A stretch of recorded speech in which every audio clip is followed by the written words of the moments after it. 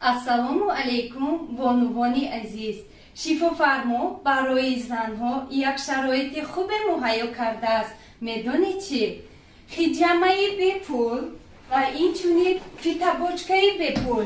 ин барои бисёре бемориҳои пӯст ва барои хароб кардани бадан мусоидат мерасонад.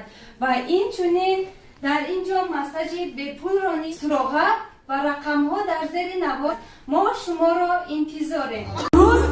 ма ба хотири сухани Садриддинҷон зинда замзамон куниро омӯхтам як қасак шавад. ба хотири ки бигирем ки ин ҳамчо ҳам як дӯсти ман аст, як устоди ман аст, як устоди санъати ман.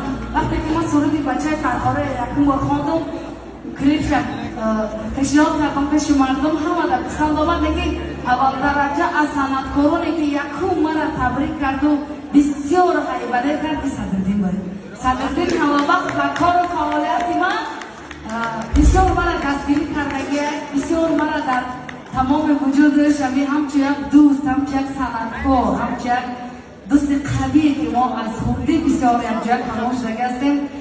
дар бисёр роҳҳои дурусти санъат мана Садриддин дуровардагия. ба ҳамин хотир ман гарчанде ки дер кардама, ман мехостам ки Садриддина бинам.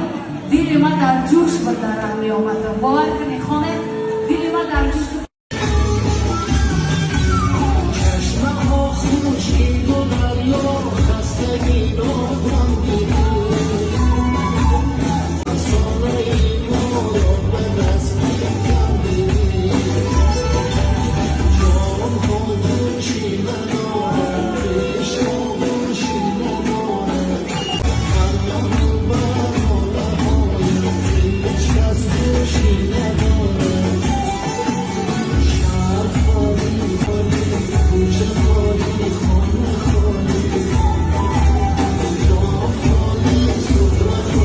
دوستان عزیز، نفرانی که دکومنت‌هایشان تمام شده است و نمیدونن که چیکار کنند، پس به شرکت جورابک زنگ زده به یگان مشکلی به سرحد قزاقستان برده میرساند با ماشین‌های زمانوی.